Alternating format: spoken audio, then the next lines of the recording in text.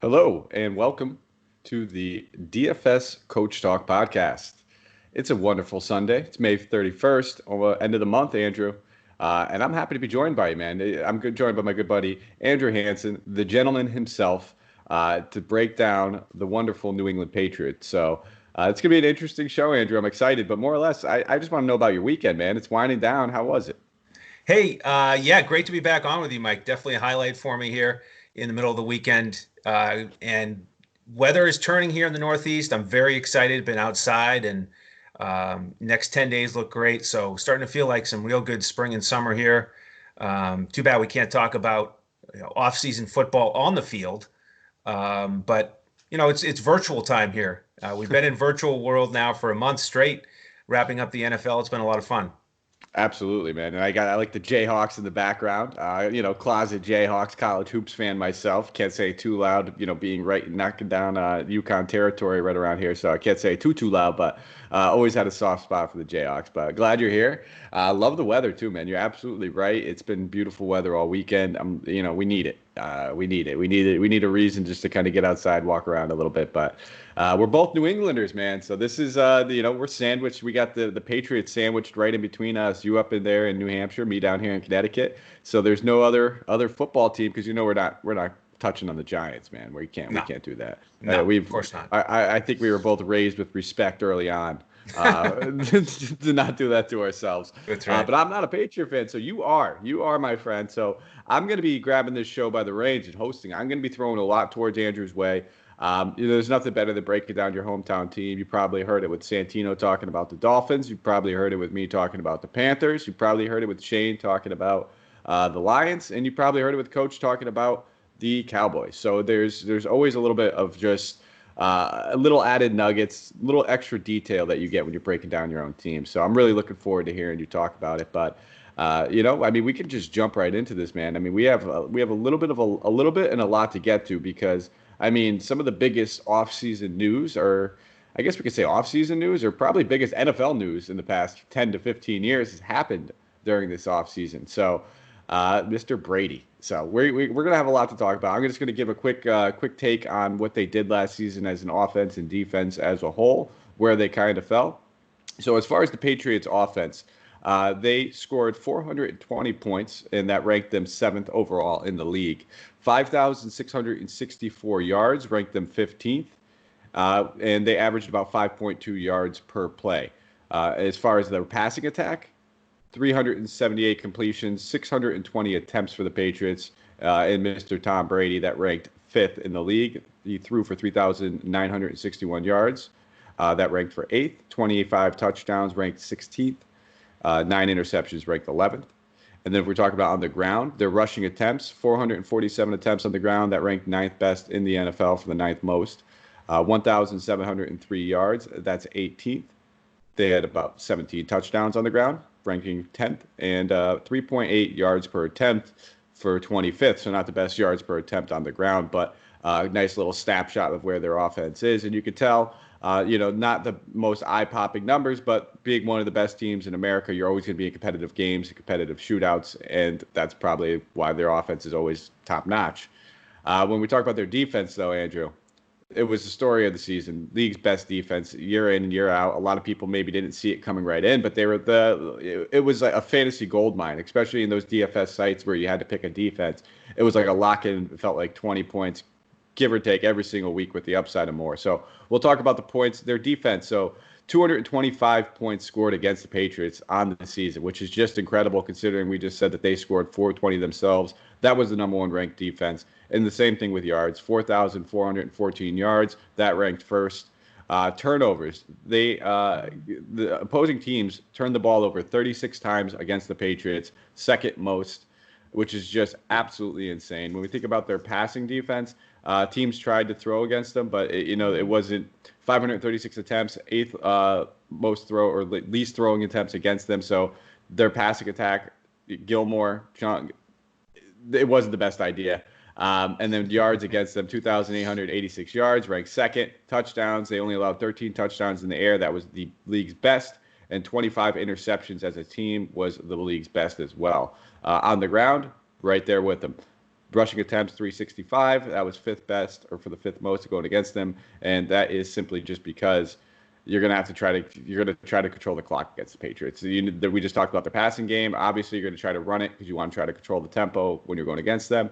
On the ground, though, 1,528 yards. That was the sixth best as a team. And touchdowns. They only allowed 7 touchdowns on the ground, and that was ranked best. So, Andrew, talk to us. Break it down for us. A lot of offseason changes. We talked about the one at the top, but there is a little bit on the defense as well. So why don't you hit us with some of the things you're expecting now that there's some new guys in the locker room? Yeah, so offensively, we talked a lot about Tom Brady on the Buccaneers podcast. So y'all can go back and pull that one out of the library to go in depth there. But interesting, yeah, the package of Brady and Gronk, not together, but overall heading to Tampa. So it's an all new look for the New England offense after 2 decades of Brady. So we'll get into Jarrett Stidham. That's going to be the biggest change, of course. And they also lost some pass catchers, Philip Dorsett, Josh Gordon, and Ben Watson. So a lot of turnover in the passing game. Rushing game is going to be basically intact. Defensively, man, you hit it right there. What an incredible defense overall. Number 1 in the league. That almost 200-point differential. And then I think my favorite stat of the ones you touched on is they were first in the league in passing touchdowns allowed and first in the league in rushing touchdowns allowed. They had no holes. And I'd say the biggest changes other than Brady is that they've lost Jamie Collins and Kyle Van Noy, 2 integral pieces of that linebacking core. They combined for almost 140 tackles, 13 and a half sacks, and 6 of those 36 turnovers that the defense forced. So bit of a hole there. But that secondary, which was incredible, is intact. They extended Patrick Chung for 2 more years. They re-signed Devin McCourty for 2 years. They added depth in the secondary with their second-round pick, Kyle Duggar, the safety. And by the way, he may not be starting many downs right off the rip, as you like to say, Mike, but he did. He took 6 punt returns back to the house last year, so he could be one more way to contribute to that Patriots defense and special teams on DraftKings being so strong. And they were certainly a target of mine last year. We've talked about Shane's excellent predictions here on the show. I predicted that the Patriots would start 8-0 last season because of that defense, because of the weak schedule. And I was all over that defense in season-long and daily fantasy. And that's going to be the strength of this team again. They're going to turn to that defense to try to win games and outmanage the opponents. So overall, I think the key is that they're going to be very stout on defense again, and their overall success is just going to come down to how Jarrett Stidham performs. Absolutely. And I couldn't think of a better segue into talking about the new starting quarterback for the New England Patriots. So that's the top of it. We're going to jump right into the team breakdown or the player breakdowns for the Patriots now. And right at the top, Mr. Stidham, the new quarterback. He's filling some big shoes. We've seen over, some other guys attempt to do so when Brady was injured in the past, but he's passing on the torch, man. It's a new day in New England. I've heard, it looks like all the fans, and I'll get your take on this, are backing this kid. They seem to be ready for it. They love him. They're willing to give him the opportunity, but this is also New England sports, so we could see how fast people could turn on somebody if they fall on their face. But why don't you break it down? Because I know you talked about, you've been watching some tape on him. You're excited about him. You think that this is a good situation for him to be in. So, why don't you talk about a little bit of what you're expecting from Stidham, and is he a guy that we're going to be targeting in DFS? He actually could be. We'll see what his price is, but I went back and watched all of his snaps from the preseason last year, and he was really, really impressive. If you look at the numbers, he ended up with a 68% completion percentage. He played in all 4 games, always had double-digit completion, so he was out there for a bunch of snaps averaging just below 200 yards per game, which is pretty good in the preseason when you're not playing the full game. And probably most importantly for Bill Belichick is he had 4 touchdowns passing and only 1 interception. And on the interception, he got hit as he was throwing it. So not one of those just bad decision, bad throws. So, we know how important the turnover differential is to Bill Belichick, and he's not going to turn the reins over to a second-year quarterback unless he can, handle it a la Tom Brady with that, terrific touchdown to turnover ratio that he's displayed every year. So that's the first thing is ball security, making good decisions, and the high completion percentage. And to me, he also looked really comfortable in the pocket. He was effective even under pressure. He even got out and run a little bit. And then the touchdowns in the preseason, he showed a nice variety there. He threw back shoulder catches to Demaryius Thomas, one towards the left, one towards the right. He had a touchdown where he rolled out to the left and then threw kind of back across his body. And then the final nugget here is I want to mention the chemistry he had with Jacoby Meier. And, he targeted him early and often, and they really clicked in the preseason last year. So when we get to the wide receiver group, we'll probably slot Jacoby Meier in as one of the potential backups. But that's going to be something to monitor if anybody gets hurt or when he gets on the field. They've shown a real strong connection there. But yeah, again, I just think that if something happens, Cam Newton decides he'll take a major pay cut, or a veteran like that becomes available, maybe Bill Belichick would consider it. But I think he's comfortable going into the season with Stidham, and I do think that he'll be the starter day one over Brian Hoyer. Yeah, I'm pretty much in the same camp as you on that one too. He just seems like he's already very familiar with the offense. This is a guy that they were excited about when they drafted him, and they were excited to let him learn behind Brady. And we've seen tons and tons of quarterbacks now that just being in that system behind Brady, find their own success in other places. Not necessarily just Jimmy G going over there to San Fran, but even when Castle was made a home for himself. I think he went 10-6 when he kind of took over as a starter there. Found a new home for himself over there in KC not too much later, and then played a couple seasons. I think he was in Minnesota for a little while. Kind of bounced around, but plenty of guys have that were no names, I guess, necessarily find success when they're playing in this system and learning from Belichick and Brady. So I'm excited about the kid. You talked about that turnover ratio, and that's something that he even had when he was playing in college. I mean, a guy that only turned the ball over 13 interceptions over 47 games or 48 games, I believe, 47 games. 37 games? There it is, 37. So it was 13 over 37. So the turnover ratio is pretty good over there in college. Played at some pretty big schools, Baylor, Auburn, had some good competition. And he's got weapons, man. I mean, not a ton of household names, or not the Randy Mosses that we're used to seeing, over there when we're talking about Tom Brady in his prime. But he still has Edelman. Still has a guy named N'Keal Harry that we'll get to in a minute. James White, a very capable pass catcher. So he's got a couple weapons that he could work with. It's just going to be all about, how he comes out of the gate, in my opinion.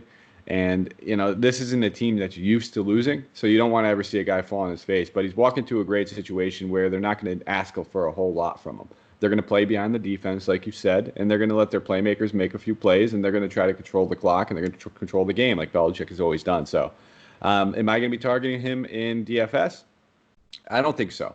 Probably not. It's not a guy that's necessarily going to be, rushing too many touchdowns like a Josh Allen on his own.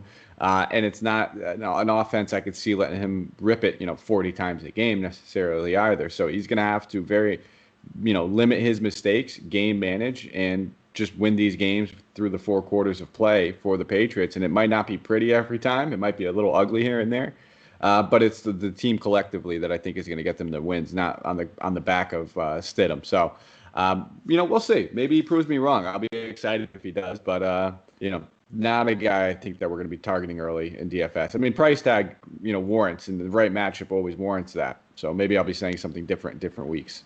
Well, you mentioned whether to play him early. We got to mention the schedule because it starts out with Miami and then Seattle and Las Vegas. So teams that you can pass on.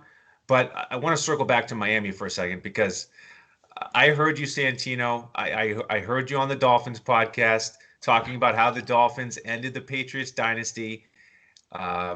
with that win in Week 17, and then Tannehill knocks him out in the playoffs. And so I want to give you props. That was a nice little dig there. I see how you put that together. I like it. But I do want to go back to that Miami game, last game of the regular season. One of the craziest plays of the Belichick era, right before halftime. It's 10-10. It's Week 17. Patriots need the win to secure that bye. And they force a 3-and-out. They get the ball back on their 25, 57 seconds left. And the play call is something that, I was sitting there watching the game, and I just couldn't believe when I saw it. They gave it to Sony Michelle. He loses 2 on just a basic rush up the middle. And then they don't call timeout, even though they have 3 timeouts. And then they hand it off to James White. He picks up a few yards. They let the clock run out. And we've seen it dozens and dozens of times where the Patriots get it in that 2-minute drill. They go down and score. Then they get it after half and they score again. And I was just shocked that they didn't basically put the ball in Tom Brady's hands and say, let's go score. And at the time, the only thing I could think of was, maybe they're just, saving their best 2-minute plays for the postseason. And they didn't want to show their best stuff. And they thought they could, find a way to win in the second half against Miami, who they had blown out earlier in the season. But it just didn't happen. It was just an ugly game. Fitzpatrick rallied them down the stretch, and you tip your cap to them. They played a good game, but I was just shocked. I thought it was a terrible play call, and I think it was a mistake. And so it's just a shame, that they didn't give it their best shot there and go deep into the playbook and find something to get down the field and score before halftime. So Santino, again, I'll give you credit. They won the game, but it was a little bit of a misstep there from Belichick. And I think they're going to be raring to go here in Week 1 with a bit of a rematch, bit of a revenge. And I could see, as we talked about on the Dolphins podcast, they're going to be much improved. So it's not going to be like last year where everybody's scoring over 30 a game on them. But again, based on the price, you could get Stidham in Week 1, low ownership. Maybe pair him up with one receiver, and you could have something in a GPP. Certainly not a cash game approach I would take. And I don't expect to play Stidham a lot this year. I don't expect they're going to be ultra high volume passing attack. But in the right matchup, based on the price, potentially I'd play him a couple weeks out of the year. See, I said when I looked at this and I saw that they were playing the Dolphins Week 1, this just seems like it would be such a game that they're just looking to get that Week 1 grind them out kind of win because they know they're going in against the rookie. I mean, they pretty much just came out and said, I think it was yesterday on the news report that Tua's he's going to start. We're not going to say he's a starter right now, but they basically said he's going to come out and start over Fitzpatrick. And with that said, it's like it's going to be tough for him to walk in there in the first few matchups when we're talking about Buffalo and we're talking about New England, 2 of the tougher pass defenses in the league right now. So, these are games where I can see this being slow for both teams, a lot of rushing attacks, a lot of rushing game. But we'll have to see. I mean, I'm going to stick with my conviction and say that I'm not going to be playing him, but I won't, my patented thing, I won't knock you if you're playing him. I'm not going to knock you. Because he's going to be cheap. There's no way he's priced. He'll probably be priced below the top 25. He'll probably be one of the 5 cheaper quarterbacks when the season starts. So, all right. I'm glad that we got something to look forward as far as him. But what would you? Oh, am I losing you? I'm here. All right, cool. What would you say? If all else fails, he falters, he falls on his face. Maybe first few games. What can we expect from Brian Hoyer if he gets the job handed to him? Really like a game manager who's not quite as athletic. He's on the downside of his career now at age 34. Career under 60% completion percentage. That's just not going to cut it. Not even a 2-to-1 touchdown to interception ratio. So really not expecting much out of him if he gets out there. Yeah, and that's basically it. If you see Hoyer get in there, that's when I would start feeling a little bit better about some of the weapons that have been comfortable. Because he's a veteran. He knows how to work an offense. He knows to go to the guys that are most familiar with the offense. So we'll get to some of the other weapons as far as Julian Edelman and how they've been and what we're going to expect from them. But that's when I would start giving a little bit of a boost to the guys like the Julian Edelmans if Hoyer were to come in there and start slinging. So maybe that's a little bit of a foreshadow of what I'm going to say about him when we get there. But we'll have to wait. We'll have to wait. I'm not gonna let everything out of the bag early. But we have All two right. prominent running backs to talk about. Two guys that are going to be very involved in this system, used in completely different ways. But I don't even know we start with, because normally you'd start with the lead back, but I guess these guys are both lead backs in their own rights. But we'll start with Sony Michelle, because he's the guy that's most likely going to have the rock in his hand majority of the time in between the tackles. So why don't you talk to us a little bit about Sony Michelle? I mean, we could sit here, we can give his numbers, really quickly, as far as what he did last season. Second year, 247 attempts, 912 yards, 7 touchdowns, only averaged 3.7 yards per attempt. Wasn't really involved in the receiving game. We'll get to that. 12 receptions for 94 yards, no touchdowns, 4.7 yards per target. Had a 1,006 total yards from scrimmage, fumbled the ball twice as well. But a guy that they wanted. I mean, let's be real. When they drafted him, they went out of their way. They wanted him early. This was going to be their guy for the future. They were really excited about him. But he's also a guy that comes with a little bit of risk. He's been dinged up a little bit throughout his career. He's dealt with knee injuries and knee surgeries throughout his career, dating back to college and even high school. So, are you excited about Sony Michelle this season? With no Tom Brady in the back? No, I'm not. And No. I wasn't really excited about him last year either. Like you mentioned, he's not a big part of the passing game. James White is the master in that department. So he really is that first and second down back between the tackles. Give us 4 yards per carry. Be there for touchdowns when we need you. But his production was down a little bit last year. His efficiency was down in year 2. And he only hit value in 2 out of 16 weeks. And the thing I want to say about the Patriots backfield in general is that you really have to look at the game plan and try to predict what is Bill Belichick going to do in a given week, because he, like, I think more than any other coach, is so game plan specific, and he will go and try to exploit any opportunity he can find, and he'll go back to it repeatedly. And so I want to get into that with these running backs. And so Michelle, I'll give you the example for him. It was, he only had 2 good games. One against Washington, where he got 90 yards and a touchdown, bad defense overall. So that you could predict that. The other one was against the Jets, which is a little bit harder to predict. We mentioned on one of the previous podcasts that they only gave up 12 touchdowns all season on the ground. And get this, 5 of them were against the Patriots in the 2 weeks that they played. So when the Patriots played the Jets, they averaged 2.5 touchdowns on the ground per game. When everybody else played the Jets, they only averaged half a touchdown per game. So the game plan there was get it inside the 5, and then we're going to run it in. They just decided, instead of passing it, the weakness we see is we think we can score on short yardage. And so that's what they did. They had 5 rushing touchdowns of 5 yards or less against the Jets. And so he had 3 in one game. And that was the week that he crushed value. But other than those 2 games, he's just one of these guys that, gets you 14 or 15 carries, doesn't get you 100 yards, no receptions. And so I'm not going to play him unless it's, a very specific situation where against a weak rushing defense. But even then, you've got the problem of Rex Burkhead, who gets some carries as well. So I don't like to target him. James White, I prefer much more often than Sony Michelle. Yeah, and I think that's just soup to nuts what it comes down to. It's, if you had to pick one of these guys, who would you feel more confident in getting you to 15 to 16 fantasy points? It's going to be James White all day, regardless of whether it's a PPR format or not. I just feel, because he's going to get a couple carries mixed in there for him, regardless. At the end of the day, Michelle's going to finish with probably, 75 to 25 carry work.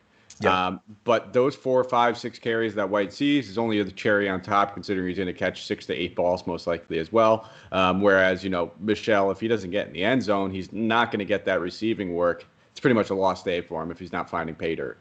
Really tough for him to make up for that fantasy value. I mean, he's not going to be necessarily one of the most high-priced guys on the board, but you really, when you're playing any running back, you're really banking on either having a ton of yards from scrimmage or getting into the end zone. Bottom line, you're not paying up for a guy or playing any guy if you don't think he's going to score. As far as his workload, I think they're going to rely on him heavily. I think they need to. I think that, to sit there and make Stidham try to throw 600 passes during his real first season is not going to be an option for them. They're not going to be able to do something like that. I think that they're going to have to rely on both of these running backs. But I touched on it earlier. I'm also very worried about his health. He's a guy that's been dinged up throughout his career, and I think the Patriots are going to be very cognizant of that. We're gonna get to another running back where I'm not going to spend a lot of time on him, but I think that he definitely is going to be a name to worth monitoring, because anytime with the Patriots that we think that there is a running back, surprise, surprise, they got some guy they took in the 7th round 6 years ago that no one knows about, and he's going to be a stud. So that's generally how I've always looked at that group. So, but we'll just transition. That's kind of our take on Michelle. Proceed with caution. Injuries are really going to be a factor. If it's a game where maybe the Jets or somewhere where we know that they're going to game script a heavy rush offense, and you think that they can get in the pay dirt, that's when you want to target them. But there's probably going to be about 3 or maybe 4 of those situations throughout the year that we could really look forward to. But James White, man, do you expect the production to take a step back at all, knowing that he was Brady's safety valve? And one thing I wanted to note is that he became that safety valve once another safety valve retired. So James White has always been very involved in the passing game, but he really, really came onto the scene as that safety valve. We'll talk about his 67 rushing attempts for 263 yards, 1 touchdown.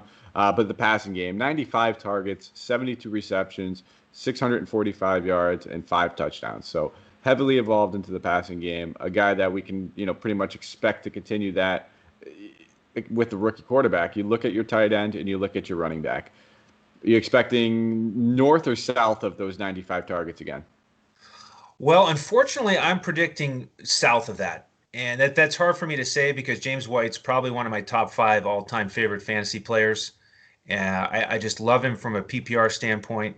Again, Belichick will go to him early and often in certain matchups, and if you can predict that, then he'll spike for you. And he's always low priced. I mean, he never got higher than, he didn't even get to 6K last year on DraftKings. He was always in that 5K range.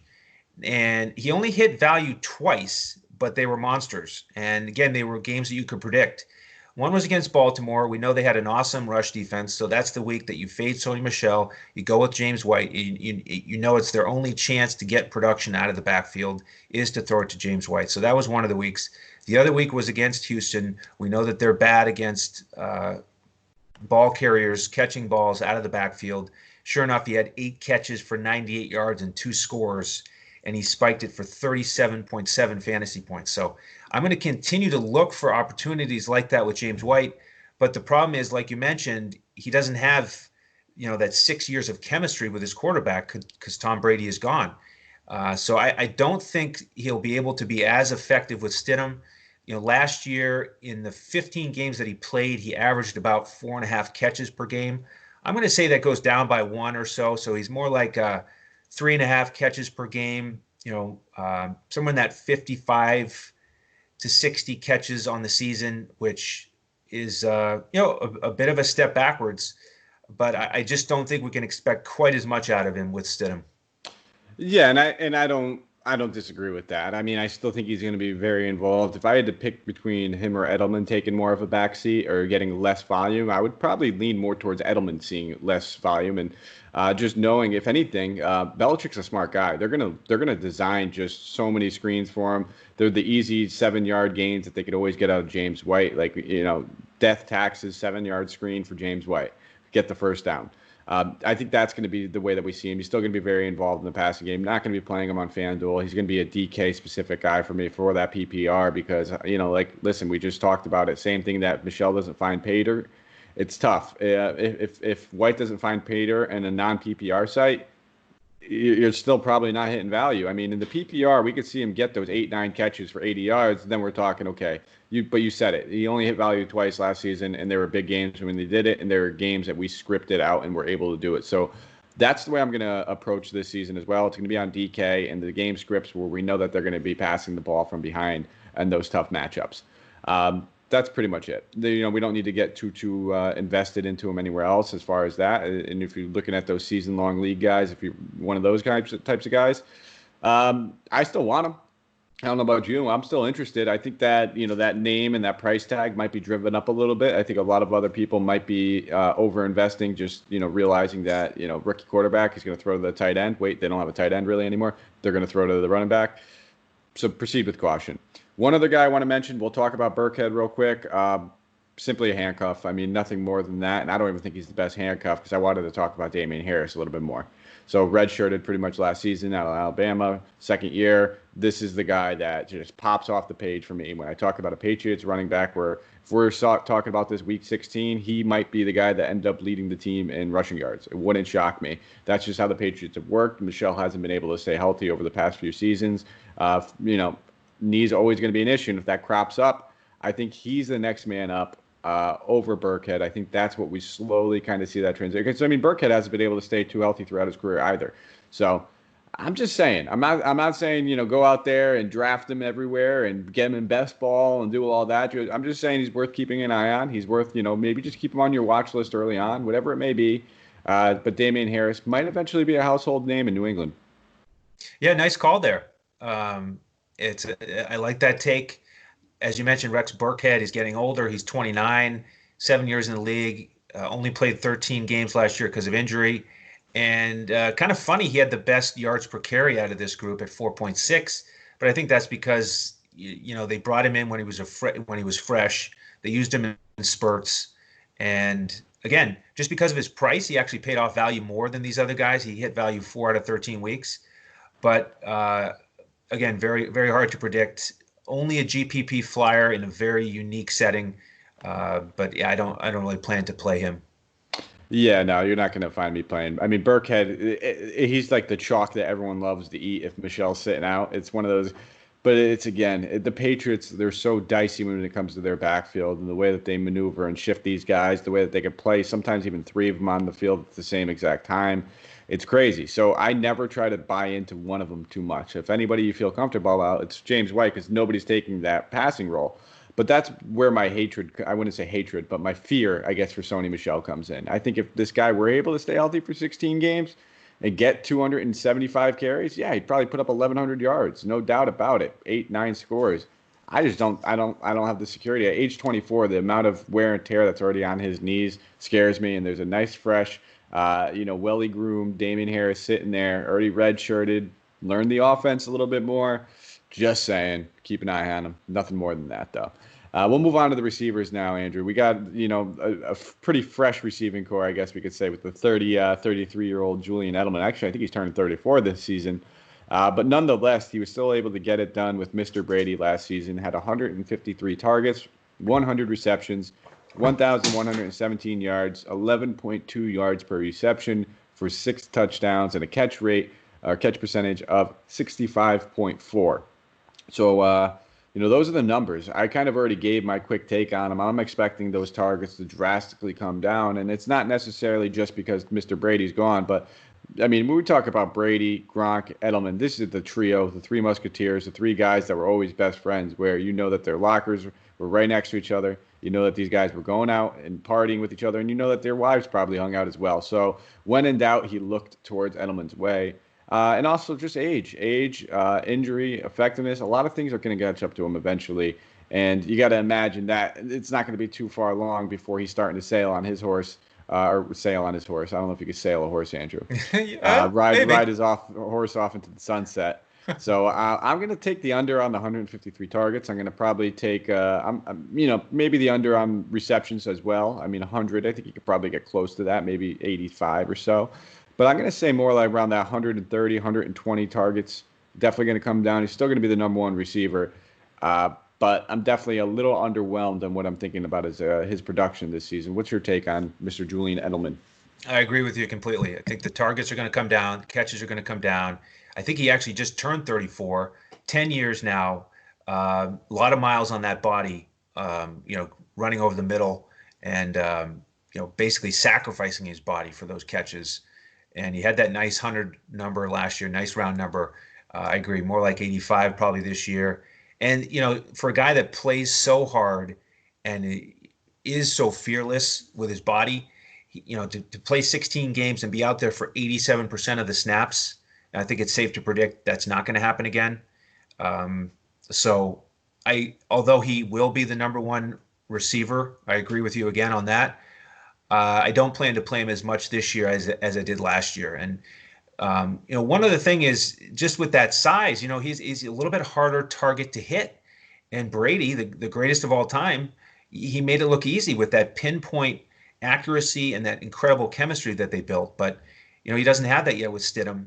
And I mentioned Stidham and Myers in the preseason last year and how much chemistry they had. But a guy like Jacoby Myers is a much bigger target, 6'2", 200. It's a lot easier target to hit. So it looked good when he threw to Myers last year, but smaller targets, smaller windows, it's just going to be that much more challenging for him to connect with Edelman. Yeah, and that's one thing I wanted to, and I'm glad you touched on it too. It's not necessarily just, that him and Brady are best friends. It's the chemistry that gets built when you play with somebody for so long, especially when you touch on the accuracy Brady had. I mean, it's nonetheless the best of all time. He puts the ball in spots where defenders just can't get to. And when you combine that with just the chemistry you have, and Edelman, I mean, not known for speed, not known for having the best hands. I mean, necessarily, it's that timing, it's that separation and the route running that he was able to do. And some of that was the chemistry is what we've seen Brady, thrive with Welker for years as well. So a lot of those guys that are I wouldn't want to say unathletic because I'm unathletic. These guys are crazy athletic. These guys that are a little less athletic compared to, your top receivers in the game that necessarily don't have that 4.2, 4.3, 4.4 speed even, they rely on that. And now they get a young guy coming in where you have to rebuild that. And it's tough. I mean, I'm sure, this guy, he's had, Stidham's had plenty of time to work with these guys in practice and everything like that, but it's just not the same when it comes to a game script environment. So I'm a little worried about Edelman. I'm definitely going to, I'm not going to just cross him off and never look at him all season long, but it's going to take, again, probably DK, PPR formats are probably the best way to look at him. I don't see Stidham having many of these 3 to 4 touchdown games where you'd see Edelman have those big games. It's generally 2 scores and a lot of receptions. So those are going to be, I mean, I would be shocked if I see that more than twice this season. I think, we can peg Edelman for maybe 2 score games this season. We're going to want to look at those pass-heavy games, almost in the same situations where you're looking at James White, is where I'm going to be looking at Julian Edelman. Other than that, I think that he's going to be coming in with not an elevated price tag, but he's a household name. Everybody knows who Julian Edelman is. He's not going to be coming in here dirt cheap or anything. He's still the number 1 receiver, so he's going to come with a little bit of a price tag as well. For those reasons, I'll probably shy away from him for a little while. Yeah, you're right. If he's around 7K, it's going to be tough to invest in him because he doesn't have that 30-point ceiling. And so you're kind of just hoping to barely hit that 3x value. So, yeah, he's going to have to drop in price probably for me to play him. Absolutely. But I'll tell you what, Andrew, there is a receiver on this team I am extremely excited about, and it's a Mr. N'Keal Harry. I know that he's not necessarily a household name just yet, but that doesn't mean that he won't be soon enough. And I think he is probably one of my favorite sleeper receivers heading into the year, whether it's DFS, whether it's a season-long thing. I just love this kid's talent. I think the Patriots love him as well. I know that they, again, just like Sony Michelle, they put a lot into him. And outside of an ankle injury that happened early in the preseason, this kid probably could have got out of the gates pretty quickly with Mr. Tom Brady. But he did come onto the field a little later. He got pupped. He was pupped pretty early on after that ankle injury, so he never really got to go out there and perform. But now he's healthy. He's got a full season, and I don't know if you've read, he's been working with the footwork king himself, Mr. Rashad Whitfield, during this offseason. That was the one thing that Harry went into the offseason really wanting to work on, was his footwork, was his mechanics. He thought that was the one thing that would really separate himself from the bunch. And if you guys do not know who Rashad Whitfield is, he has also worked with the likes of, a couple other, I guess we could say, decent receivers, Odell Beckham, DeAndre Hopkins, Emmanuel Sanders, CD Lamb this offseason as well. So a great name to have in your camp and a guy to be working with. And those are some great names surrounding. So I'm not saying he's going to come out here and put up seasons like him. I don't think he's going to finish with more targets or receptions necessarily than Mr. Julian Edelman. But Andrew, I'm willing to go on a limb and say that he will pay off his value way more than Julian Edelman for DFS. I'm not going to say how many times, but I would say if we're talking about big games, I could see a few big games coming from N'Keal Harry. He's a big playmaker. He's a guy that is going to eventually be taking this number 1 role by the horns as soon as Edelman is done, or if anything, knock on wood, were to happen to him. Never want to wish injuries on him. I think this kid's going to be a stud.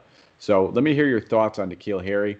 I mean, I guess I could sit here and touch on his stats, I guess, from last season. but they're nothing really to go off at due to the injury. I mean, realistically, he only played in really 7 games, I believe it was, and a lot of those games he wasn't getting the targets over James White and Edelman. And I would probably go off and say that if it was still Tom Brady here, I would not be as excited about N'Keal Harry. And it's mostly just because of that chemistry that he's already built with these other guys, where those are his go-to targets. Stidham has a chance to build that chemistry and build rapport with this guy just the same way he's doing with Edelman. In his mind, yes, he knows that a lot of these plays that Edelman's the go-to guy on him, but he has that chance to build the chemistry. Only had about 24 targets last season, 12 catches, 105 yards, 8.8 yards per receptions, 2 touchdowns, though, in his 12 catches, which is pretty impressive. Neither one of those were very long. His longest catch was only 18 yards. And a 50% catch rate, which that definitely is going to need some improvement. But he was a young rookie who was dealing with ankle injuries early on, so I'm going to chalk the catch rate and throw it out the window. I don't think that's something that we can really take for granted or take with any seriousness. But what's your expectations for Mr. N'Keal Harry? Yeah, great call. I'm excited about him. Last year, I was really excited about him. Thought it was a really good pick. And then you're right, just derailed by injury. Such a shame not to be out there on the field. And then he gets back there, and it's sort of a mess with all those guys like, Philip Dorsett still hanging around, taking targets. And so he just never got much volume down the stretch. It was basically like 4 targets a week. Best game was only 2 catches for 15 yards and a score. He did get 7 targets in week 17, but, just not many reps. And I do think he's going to be much more productive this year. You mentioned the offseason training. So let's get him in there healthy. Let's get him out there for the majority of the snaps. And again, I agree. Not as many catches or targets as Edelman, but very likely to hit value more often than Edelman based on his lower price. Absolutely, and I would even be shocked, at the year's end. And this is probably going to come back to bite me, and I know I'm going to end up, there's going to be like a little loop of this video playing a year from now. If N'Keal Harry's right around that 700-800 yard mark with 6 or 7 touchdowns, Edelman's probably at that 900 to 1,000 yard mark with 7 or 8 touchdowns. I don't think he's going to be that far behind him. I think reception-wise, Edelman's probably going to have 30 more receptions than him, but this guy's going to be their big play threat. He's going to make a lot of plays for them. He's one of their probably better red zone targets as well. So I think the touchdowns might be there for him, other than those, quick slants and those backdoor catches for Edelman that have been designed. But those were Mr. Brady throwing them. This is going to be a different game, and this might be the N'Keal Harry show coming up. Maybe not this season. I think I always call these breakouts a little bit too early. He's going to be a guy that I think is going to be a household name next season that we're going to be really excited about. Yeah, he's a guy, he'll go up and catch balls on the outside. He's physical enough to beat people in those 50-50 balls. So I agree. He gives you that nice dimension of not having to go over the middle, dink and dunk. You can hit home runs with this guy, and he can, he's got great hands and physicality to be able to score on the outside. Absolutely. So we'll keep it moving, though, because there's another receiver who's just as good, just as athletic. He's more game ready, I guess we could say now. And it cost the Patriots a little bit of a pretty penny last season. So that's Mr. Mohamed Sanu, also known to have one of the best arms in the NFL, Andrew. I don't know if you knew that. That's why I wanted to bring it up. Did you know that this guy is a cannon?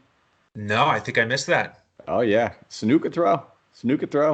He's got, I think, I don't want to even try to guess it, but it was over 60. He's got an arm. He's well over 60. I could say that for certainty. Well, there could be a rivalry in the locker room there, because we know Edelman used to be a quarterback. He's thrown some big passes for the Patriots. So maybe Sanu's going to be angling to take that backup, quarterback role on the field from Edelman. Listen, I wouldn't even rule out starter. No, I'm not going to say that. But I mean, he's 30 years old at this point. I wouldn't expect anything as far as lighting the world on fire, but he's probably one of the best receivers you can have in your locker room and not have crazy expectations for, I guess you could say. He's always managed to get it done throughout his career. We saw that he was always kind of Matt Ryan's, number 2 guy next to Julio Jones. And even, dating back to when they're making that transition out of the Roddy White into like the new Julio Jones number 1 role, and then we're going to have Sanu as our second. It was because Sanu was that good. He's got the speed. He's got the hands. He's got some of the best hands in the league, in my opinion. But what are you expecting from Sanu now? He's going to probably primarily play for them on the outside, I believe. I don't think, I don't know if he's going to be in the slot. What's your opinion on that? Is he going to, Edelman's pretty much got that slot job locked up, in my opinion. So it'll most likely be Sanu and Harry on the outside. But are you expecting a better year than N'Keal Harry from Sanu, or do you expect Sanu to take a backseat to Harry slightly? That's a great question. Yeah, I think you'll see Sanu move around a little bit. You'll see him some in the slot, but a lot on the outside. I think Harry is, he'll be more of a big play guy. So I think he'll end up being more useful than Sanu as long as he can stay healthy. Sanu he was like another one of these guys where, short sample, but they did game plan for him one week. Against Baltimore, he caught 10 balls for 81 and a score. So he gave you 24 fantasy points that week. But every other game for the Patriots last year, his max was 3 receptions, and he was always under 10 fantasy points on DraftKings. So he's just more of a, shorter yards per catch type guy, more of a dink and dunk than Harry. So I think Harry will be more productive overall. Yeah, and I just love the upside in Harry. I think I know what to expect from Sanu at this stage in his career. We'll definitely see some big games here and there. But as far as lighting the world on fire, that's a little bit over and done with as far as him as a talent. He's just getting up there in age a little bit. And just move over. There's a new shiny toy that's coming in there. So Mr. N'Keal Harry.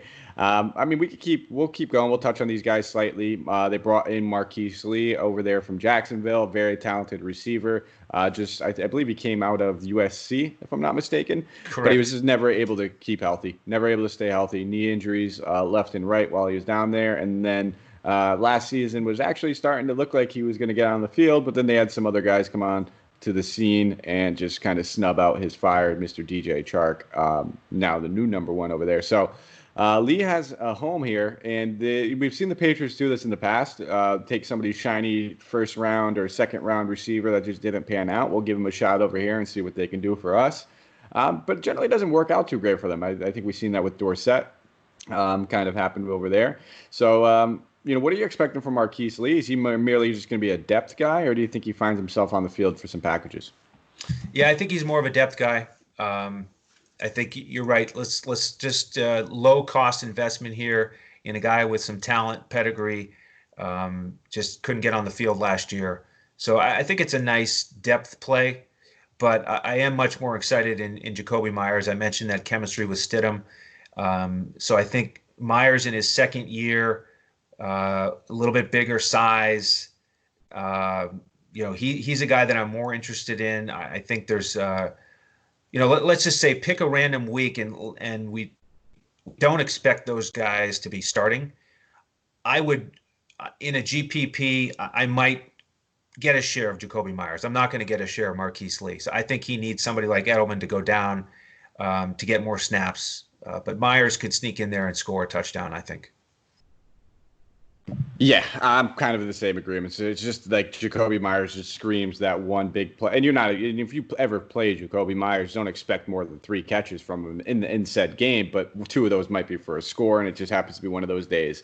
So I'm with you. I'm probably not going to stay. Even if somebody goes down, I don't think Marquise Lee is a guy that I'd run to the waiver wires and pick up. Like I said, I've already hyped up N'Keal Harry enough where if something were to happen to Edelman, man, it would just be the N'Keal Harry, James White show until the sun could come up. I would love those guys left and right, and that's kind of where I would expect to see Stidham lean on is his 2 number 1 targets. So keep that in mind. As much as we talk about these receivers, James White is primarily pretty much a receiver, not a running back. He's going to get some time in the slot as well. So take everything else with a grain of salt. That, when we say that N'Keal Harry is the number 2 receiver, he's technically the number 3 receiver, still behind White and Edelman. And these guys are going to need either an injury or just, hey, maybe a change in direction. And Stidham would be the biggest change in direction to help them to really break out on the field. But a team once known for having some of the best tight ends and most athletic tight ends to ever play in the game. I think we know the story with one of them, but the other one just left town as well. He is riding Tom Brady's horse all the way down to Tampa, and they're partying together as we speak, I'm sure. So without those guys, it looks like that Matt Lacoste is going to be slotted as the expected starter. But we also know that they drafted a few names that might be someone worth keeping an eye on. But What would you like to say about the tight end position for the Patriots going into this season? I would like to say thank you, Mr. Gronkowski, for your years of service, and no ill will for riding the Brady horse, setting sail on the Brady horse down to Tampa, as it were. You deserve it. So best of luck down there. Matt Lacoste, yeah, he's the incumbent, but I'm certainly not excited about him. Only 13 catches. They had Ben Watson last year. He only had 17 catches, didn't get in the end zone. So not a great year for the tight ends last year. But I wouldn't invest in Matt Lacoste. But I am excited about these two rookies. I like it when teams pick two guys from the same position. Sometimes it's like two wide receivers early, hoping that one of them will pay off. Or in this case, it's two tight ends who may be drafted for different purposes. So again, I like the investment here to get potentially a little bit unique. So first with the UCLA tight end Devin, this is a guy who's I think more of a pass catching threat early as compared to Dalton Keen out of Virginia Tech. They both only had one drop last year, so I like that. I like that profile, but I could see Devin, making a name for himself early, and he's a guy who, can catch balls that are off target. He's physical. I like the idea of him barreling down the field and running guys over. Not quite like Gronk, but you get the idea. And then Dalton Keen, I think, is a really interesting pick. Surprised a lot of people that they took him in the third round, but this is a guy who's lined up a lot as that fullback. So he's kind of that H-back type. And I think they could run some unique plays with him. Sometimes he's going to block. Sometimes he'll slip out and catch a short pass. Didn't get much production at Virginia Tech, but 21 catches, got in the end zone 5 times. And like I said, only one drop. So it's certainly a rebuilding year for the tight end group with the Patriots. I'm not going to play these guys early, but we'll be watching closely to see how they develop.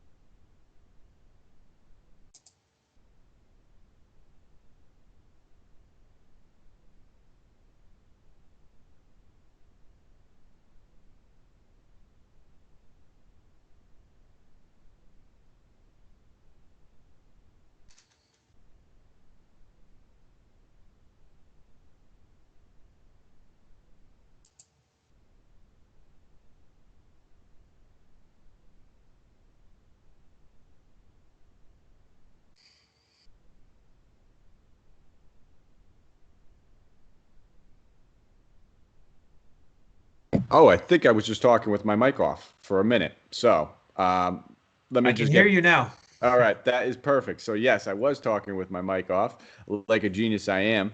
So my sentiments are the same exact thing as far as the tight ends. I apologize for that brief dead air that you guys just had to deal with. You guys just got to look at mine and Andrew's beautiful faces for a moment. But no, I same sentiments. I think that this seems like one of those Belichick situations. We're going to get 2 tight ends. They'll probably take another one next season. Hoping that they could eventually get back to that tight end sets, the 2 tight end sets they used to do. They really went away from it last season just because they just didn't have Belichick's smart. He knows how to utilize his weapons. He knows that he's not going to be able to just throw any tight ends in there and they can do what Gronkowski did. It's not going to happen. It's a once in a lifetime kind of player that you see. And once you get one of those guys, you utilize him, kind of what he does with James White. He found his role and he's going to make sure that he just succeeds in it. I don't see either one of these guys kind of stepping in. I don't think Matt Lacoste is a guy that I'm going to ever play. I think he's probably a guy that you'll see on the field for the most amount of shares of snaps as far as the tight ends go. But there's just too many mouths to feed where none of these guys are going to get a lot of work. So we'll keep it moving to the defense. League's best defense last season, best defense in DFS, most owned defense in DFS. We can probably imagine that they'll probably be the highest priced one coming into the season this year again. Are they going to be worth it though, Andrew? Are you going to be playing them as your best defense? Are you going to be paying that price tag? Definitely. I might play the defense more than any other player on this team over the course of the season, again, depending on the matchups, but they were just so dominant. And as we mentioned, they lost Collins and Van Noy, but they still have that ultra successful secondary. They're going to keep forcing turnovers. I'm going to continue to play them. Okay, so the one question I wanted to pose to you, and it's simply just because, this defense was very, very effective, especially when it came to getting turnovers. I think that's where a lot of their points were coming from. We've already talked on it. I think they led the league in interceptions. So, clearly they were able to capitalize on that. But the one worry I have, and I guess it's me playing devil's advocate because there's still going to be an unreal defense, but clearly Tom Brady was very efficient with the ball over last season, only 8 interceptions, very efficient quarterback throughout his entire career. Now, are you worried that, let's say, I don't think we can say Stidham's going to finish the season with 8 interceptions if he starts 6 games. Let's say he finishes with 13 to 15 interceptions. Do you think those extra turnovers on offense, putting extra pressure on the defense, has any effect on the points total in the game? Now, my sentiments and thinking is, they're still going to be excellent. He's going to turn the ball over, but I feel like the other team's offense is going to have a little bit more opportunities to score on the Patriots this season without Tom Brady underneath the helm. I agree. I think that'll hurt the numbers a little bit. I don't think they'll hold opponents to 14.1 points per game. I think we may also get some regression in terms of not as many pick sixes. I mean, it was like every week it seemed like the Patriots were scoring on defense and even sometimes outscoring their opponents on defense. It was incredible. So I don't think we're going to see that. But, there were also lots of times last year where you got a 3 and out of the Patriots because, Tom Brady wasn't going to risk a sack, wasn't going to risk an interception. He just threw it away at the first sign of pressure. So I think Stidham will be better in that sense. He might extend some drives that Brady was unable to extend last year. But yeah, overall, a downgrade. Overall, probably slightly better, starting field position for the opponents. Maybe some more possessions, more time of possession. So the numbers won't be out of this stratosphere like they were last year. But I don't think Stidham will hurt them enough where that the Patriots aren't, most weeks one of the best options out there. Absolutely. And as far as, let's talk about in another lens now, how teams are going to be attacking their defense when they come in there. Is there any particular way that we should look to attack? We'll talk about Miami, week 1 coming in there. Are we looking for the passing game? Are we looking for the running game against them? Or are we avoiding it at all costs in all situations regardless? No, I'm going to avoid it at all costs. Definitely not the passing attack. Maybe we'll see about, how this team reacts without Collins and Van Noy against the rushing game. But, they showed that incredible ability to bend and not break. I mean, they weren't even bending because they were number 1 in yardage allowed, but you couldn't score on them through the air or on the ground. And I don't think that's going to change much. Yeah. And that's kind of my same expectations when I look at this team. I'm still probably not going to go near them. Hey, listen, until I can see them crumble, I'm going to assume that they're still going to be great. That's kind of my thing. But I also did allude to something. So we're about to get into the quick draft portion. We're not going to spend too much time on it. We'll go through it pretty quickly. A lot of these guys that we think have any sort of relevancy this season, we've touched on already. But, I did teaser it a little bit into a situation of where I could see that, maybe Trevor Lawrence ends up eventually donning these Patriot threads. With that, it's my hot take. It's got to be hot. It's got to be piping hot. The stove is on. It would take a lot to go wrong for that to happen now. So if that were to be the case, Andrew, I think we would need to see an absolute Stidham implosion. It would have to be some significant injuries to the defense, I think would have to happen. But if this team were to start, let's say they start 1-4. I don't think we can ever say that's going to happen with certainty, but let's just say it happens. Patriots aren't going to be the worst team. We know Belichick's not going to sit there and tank necessarily. I don't think that's his game. I don't think he'll ever do that. But do you think there's a realm in the world of possibilities where they start 1-4. They don't finish as the worst team in the NFL, but let's say they finish as with one of the top 5 worst records in the NFL. They could put together some sort of Godfather package with that pick, few future picks. Obviously, it'd have to be a whole lot of them. But would you be okay as a Patriot fan them starting 1-4 if that meant they can get Trevor Lawrence with some Godfather type trade package, or would you always want to see your competitive Patriots year in and year out? Yeah, that's a great question, because I'm an optimistic guy, and it's hard for me to really even envision that scenario. If it happened, if there were injuries, they were losing early, Stidham was terrible, then I guess it's possible.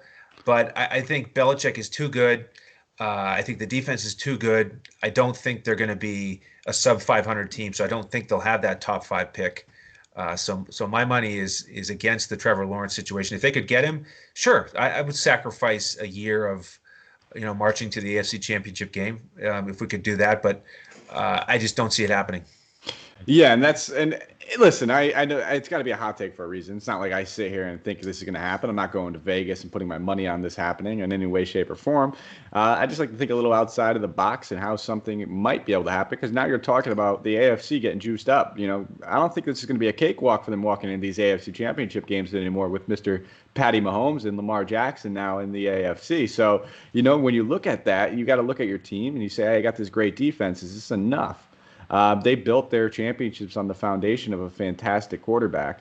And now we're seeing 2 great quarterbacks they're going to have to go into with one guy coming in. I mean, we don't see a lot of hype surrounding a guy like Trevor Lawrence very often. Joe Burrows came out as a consensus #1 pick, but he wasn't a guy that was going to be one of these world-changing quarterbacks. I think the last guy that we can safely say was hyped up as much as Trevor Lawrence was probably Mr. Andrew Luck. So, we don't see the Patriots really bending over backwards trying to get Cam Newton or convince Andrew Luck to come out of retirement. That was some skepticism, some tinfoil hat answers that we were getting early on. And, it may be for a reason. It may be that they, hey, listen, we'll give the Stidham guy a shot and see what he has. If it doesn't work, we'll try. Maybe get a little trouble. I would like to think that. I would love to see that, just because I think that would just be unreal for every Patriot fan. And I'm not one. I hate him. But I love to see greatness is what I love to see. And if they can keep that dynasty going at the helm of a guy like that, it'd be insane. So I'd like to think, and I just wanted to get that out there to hear myself talk a little bit. But let's talk about the draft a little bit, my man, and we'll get out of here. Not a whole lot to break down as far as they did have plenty of picks, but we talked about it. Not a lot of, world-changing picks as far as their team. A lot of these positions are just going to be depth positions. So you talked about Kyle Duggar. Safety, 2nd-round pick, 37th overall. He seems like a guy that could find himself in some special team packages on kickoffs. I don't know if he'll return. You touched on it. He did have a lot of returns, so maybe he finds himself there as well. May even find himself here and there injury-wise in the nickel, but I don't think he's going to really be starting outside of special teams. Anything else you'd like to kind of say on him before we keep going? No, well said. All right, perfect. Josh, now bear with me. Is it Oosh or Uche? Because I want to say it's Uche because it reminds me of Bobby Boucher, and that makes me happy. Let's go with it because I'm not sure. I'm going to say Uche then. Josh Uche, edge rusher out of Michigan, 2nd-round pick, 60th overall. Again, he's not going to be starting. He is simply going to be a depth guy. We already know who is on the edge for them with Guy and with Simon. So I don't see him sniffing the field. I don't even see him, playing anything outside of special teams. He might be a guy that they groom. They like the intangibles, but he seems like he's a real work in project sort of player. So not going to be sniffing the field, but they love the athleticism and they love what could be. Another edge rusher back-to-back, round 3, 87th. So only 27 picks later, they went with Anthony Jennings out of Alabama. To be honest, Andrew, I don't know too much about Jennings, surprisingly, because he's an Alabama guy. You know that Crimson Tide, the defense is always elite every single year, year in and year out. So you got to imagine that, a guy that flew under the radar a little bit on that defense that they liked But do you know much about him? No, just my understanding is the profile is he's more of a run defender. That's his talent. And so again, that's what we talked about, potential weakness with their other linebacker losses. So again, I like this idea of, back-to-back edge rusher, linebacker, just to build up the defense. But yeah, this is mostly about depth, in my opinion. Absolutely. So we'll keep it going. We already talked about both of these tight ends a little bit. Again, not expecting too much from them, but again, there's not much standing in their way either. So it wouldn't shock me if they find a role, or halfway through or early on. But again, I'm not expecting much from them if they do get said role because there's just too many mouths to feed in this receiving game right now. Then round 5, pick 159 overall. They took a kicker, Justin Rohrwasser out of Marshall. Not a household name. We already know that they've had Mr. Gostkowski for quite some time, kicking it through the uprights. But I believe they're in contract negotiations with him still, if I'm not mistaken. And maybe you can shed some light on that and help me out a little bit. Yeah, no, I think they've released him and they've moved on. They signed Rohrwasser to the 4-year deal. So he's the kicker of the future and hopefully number 3 in that line of Vinatieri to Gostkowski. And they're hoping this guy will be there for the next decade. And that might be something worth saying for their offense. Either, they clearly have a lot of confidence in this guy to sign him to a 4-year deal, let Gostkowski go and everything like that. So, but there's a lot of times where Gostkowski was probably one of the most reliable kickers in the game for the past 10 years or so. So now that when you talk about, let's say you're sitting there and it's a 47-yarder, and this would normally just be a chip shot, and we don't even need to think about going for it on 4th and 1 or 4th and 2. The Patriots might try to get a little tricky now, especially knowing that they don't have Brady anymore, so they can't rely on just that 2-minute crunch time push where they might have to try to steal a few games and get a little sneaky on 4th and down. So I know there's a few sites out there that do use kickers. He's not one of the ones I'm targeting. Let's just leave it at that, I think we could say. Round 5 again, pick 182, not too far later. They went with a guard, Michael Onwenu out of Michigan. Again, depth pick, not going to sniff the field anytime soon. Simply going to be a practice squad type of guy. And if injuries happen, maybe he can work his way up the chart, but it's going to take a few injuries for himself to work himself up there. Went with another offensive tackle after that, Justin Heron out of Wake Forest, round 6, pick 195 overall. Man, it sounds boring, but I think we should just go down the line after these next few guys and just say, hey, listen, they're all depth. They're all going to be playing practice squad, and it's going to take at least 2 to 3 injuries for them to sniff the field. It's not even like there's one man in front of these guys. It's several players in front of all of them. So after that, it was another 6th-round pick of the linebacker out of Wyoming, Cass Malua. I think I'm saying that right. Again, I'm butchering it, and I apologize if I do. These aren't household names for myself. There's probably a bunch of college guys out there cringing. And then round 7, 230 overall, center Dustin Woodward. That was an easy one. I can do that, but Dustin Woodward. So easy one to pronounce out of Memphis. Again, I wouldn't be shocked if half these guys are somewhere else by the season's end. Yeah, one more point there of just something to make Patriots fans feel a little bit more secure. In recent years, there has been some depth issues on the offensive line with injuries. And so to put, 3 of your last 4 picks as offensive linemen, just security blanket depth, another nice move, I think, to, protect the team in case of injury. Absolutely, my good friend. So I think that's all we have for the New England Patriots. The dynasty themselves is one of the greatest football teams and dynasties of all time.